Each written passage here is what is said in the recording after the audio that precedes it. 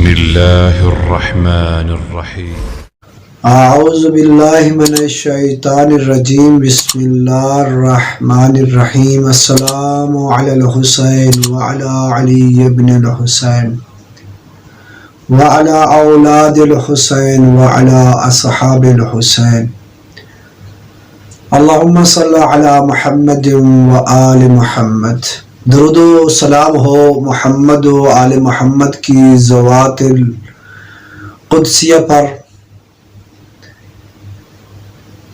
اور جہاں کہیں بھی مومنین آباد ہیں، جہاں کہیں بھی ہیں، وہ اللہ تعالیٰ کے حفظ و سلامتی میں ہوں.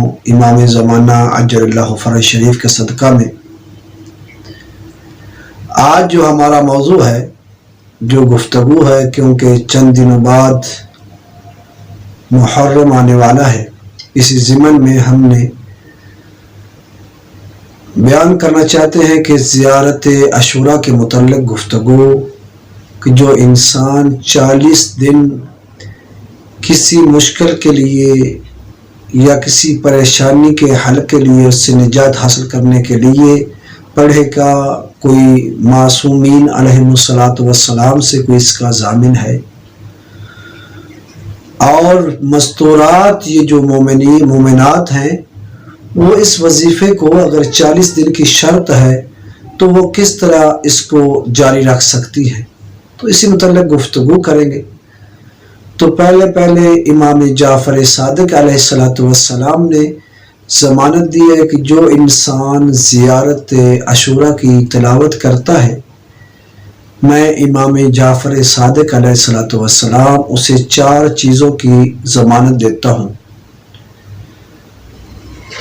اور فرمایا فقط میں ضامن نہیں بلکہ میرے اجداد، بلکہ رحمت للعالمین حضرت محمد مصطفیٰ صلی اللہ علیہ وآلہ وسلم بھی ان 4 چیزوں کے ضامن ہیں جو انسان زیارت عاشوراء پڑھتا ہے.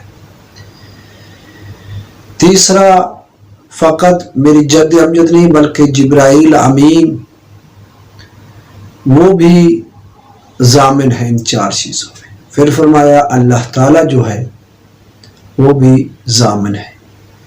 مولا وہ 4 چیزیں کون سی ہیں کہ جو انسان زیارت عاشوراء کی تلاوت کرے تو اللہ تعالیٰ ان کو 4 چیزوں کی ضمانت دیتا ہے. فرمایا ان زیارت ہو مقبولہ. امام فرماتے ہیں کہ اس کی جو زیارت ہے وہ قبول ہے. یہ نہیں کہ کسی دوسرے اعمال کی طرح کہ وہ شک میں رہے، پتہ نہیں میرا یہ عمل قبول ہے یا نہیں. امام جعفر صادق سے لے کر اللہ رب الجلال تک، رحمت للعالمین، جبرائیل، سب جو ہیں وہ ضامن ہیں. وہ کہتے ہیں ہم ضامن ہیں کہ جس نے زیارت عاشوراء پڑھی، اللہ نے اس کی زیارت کو قبول کیا، اس کے عمل کو قبول فرمایا. فرمایا ان سعیہ مشکورہ. اور جو اس نے کوشش کی ہے، جو عمل کیا ہے، اللہ اس کا شکریہ ادا کرتا ہے. ہر انسان، حتیٰ کہ قرآن میں ہے ان شکرتم لازیدنکم، اگر آپ اللہ کا شکریہ ادا کریں تو اللہ آپ پر نعمات کو وافر کر دیتا ہے. تو اللہ نے یہاں پر فرمایا ہے جو زائر حسین ہے، جو زیارت عاشوراء پڑھتا ہے، ان سعی مشکورہ، تو اللہ اس کی سعی کو، اس کی کوشش کا کرنے کا، پڑھنے کا شکریہ ادا کرتا ہے. پھر فرمایا وَسَلَامُهُ وَاصِلٌ غَيْرُ حِجَابٍ.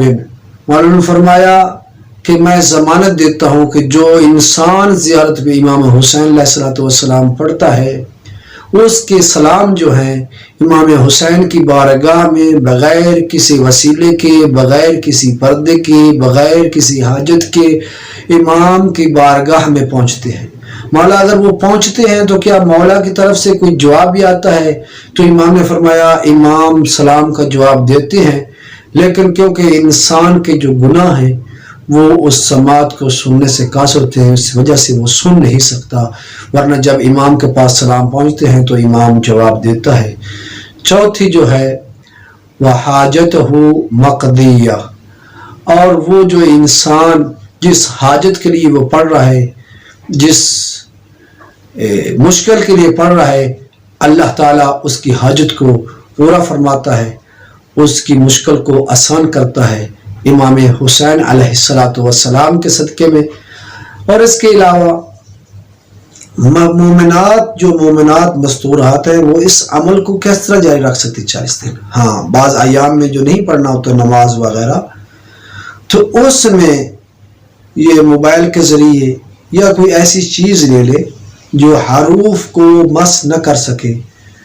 اس کے علاوہ وہ تلاوت قرآن پاک کی بھی کر سکتی ہے، اور وہ زیارت عاشوراء کو موبائل کے ذریعے یا دوسری چیز کے ذریعے، جس کے ذریعے وہ مس نہ کرے، مثلا چھوٹا سے قلم لے لے، اس قلم کے اوپر ہاتھ رکھ کر وہ پڑھتی جائے، تو وہ 40 دن اس عمل کو کرے۔ اللہ تعالی ہمیں محمد و آل محمد کی معرفت میں اضافہ فرمائے اور سیرت محمد و آل محمد پر چلنے کی توفیق عطا فرمائے۔ الحمدللہ رب العالمین۔